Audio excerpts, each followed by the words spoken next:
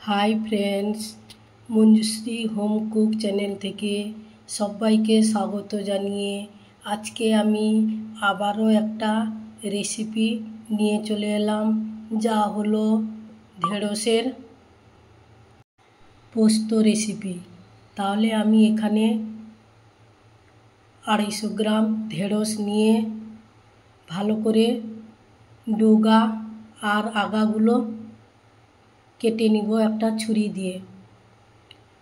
Please बंधुरा आपनारा video देखार समय एक लाइक दिए स्टार्ट करबेन एवं आपनादेर काछे एकटाई अनुरोध आपनारा स्किप करबेन ना।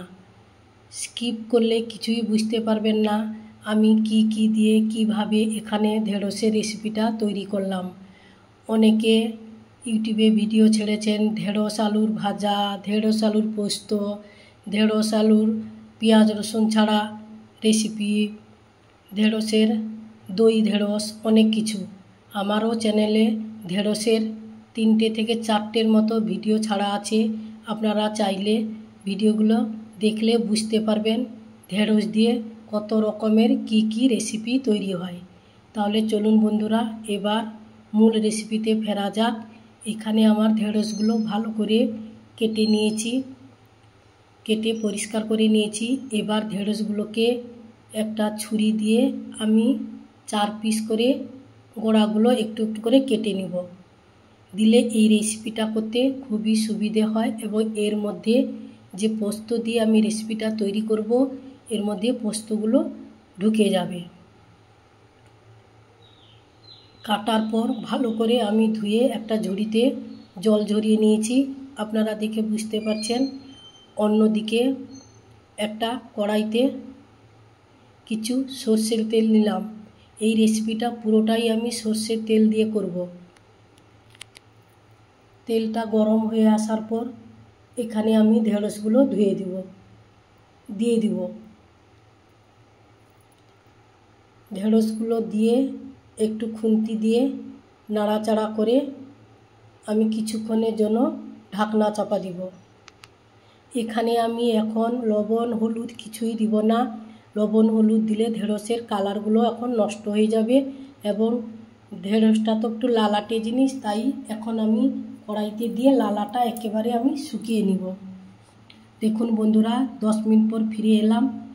ঢেঁড়সগুলো মোটামুটি আমার ভাজা ভাজা হয়ে গেছে আর আপনাদেরকে দেখালাম মিক্সার গ্রাইন্ডারে আমি 5 চামচ পোস্ত নিয়ে নিয়েছি, এটা গ্রেট করে নিব। এবার ঢেঁড়সটা সাইড করে দিয়ে এখানে ফোড়নে আমি 2টো শুকনো লঙ্কা কেটে দিলাম, সঙ্গে এখানে 1 চামচ কালো জিরে দিলাম। এবার ফোড়নটা একটু ভাজা ভাজা হয়ে আসার পর্যন্ত অপেক্ষা করব।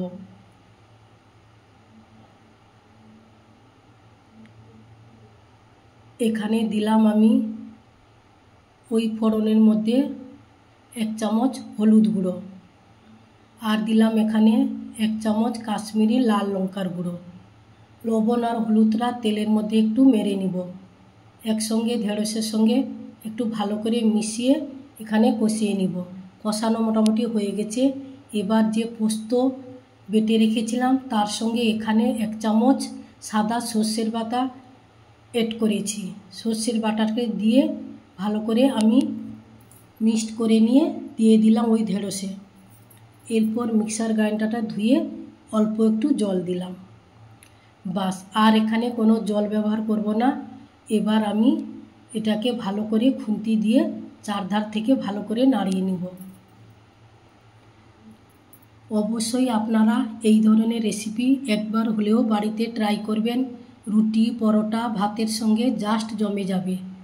ঢেঁড়স মোটামুটি সবাই খেতে পছন্দ করেন, তার মধ্যে যদি ঢেঁড়স পোস্ত রান্না করেন তাহলে আর কোনো কথাই হবে না। তাহলে দেখুন বন্ধুরা এবার ঢেঁড়সটা মশলার সঙ্গে একদম মাখামাখি হয়ে গেছে এবং ফুটেও এসছে। তার সঙ্গে এখানে দিলাম আমি 1/2 চামচ লবণ। এতক্ষণ আমি লবণ দিয়েছিলাম না। এবার লবণটা দিয়ে আমি খুন্তি দিয়ে ভালো করে একটু চারধার থেকে মুছে নিব। তাহলে বন্ধুরা যদি রেসিপিটা আপনাদের ভালো লাগে আপনারা অবশ্যই একটা কমেন্ট বক্সে কমেন্ট করবেন আজকে আমার ঢেঁড়স পোস্ত রেসিপিটা কেমন হয়েছে। আর যেসব বন্ধুরা এখনও চ্যানেলটিকে সাবস্ক্রাইব করেননি আপনারা অবশ্যই চ্যানেলটিকে সাবস্ক্রাইব করে পাশে থাকা বেল আইকনটি প্রেস করে দিবেন, তাহলে আপনাদের কাছে আগে নোটিফিকেশান পৌঁছে যাবে। আর আমার পুরনো বন্ধুদের অনেক অনেক ধন্যবাদ পাশে থাকার জন্য। তাহলে চলুন বন্ধুরা, যদি রেসিপিটা ভালো লাগে তাহলে আপনারা লাইক, কমেন্ট, শেয়ার, সাবস্ক্রাইব করতে ভুলবেন না, পাশে থাকবেন। আজ আসছি, নমস্কার। আবারও আপনাদের সঙ্গে অন্য কোনো রেসিপিতে আমার দেখা হচ্ছে। ততক্ষণে আপনারা ভালো থাকুন, সুস্থ থাকুন, সাবধানে থাকুন। Tata, bye bye. অবশ্যই আপনারা বাড়িতে হলেও এই ধরনের রেসিপি একবার হলেও ট্রাই করবেন।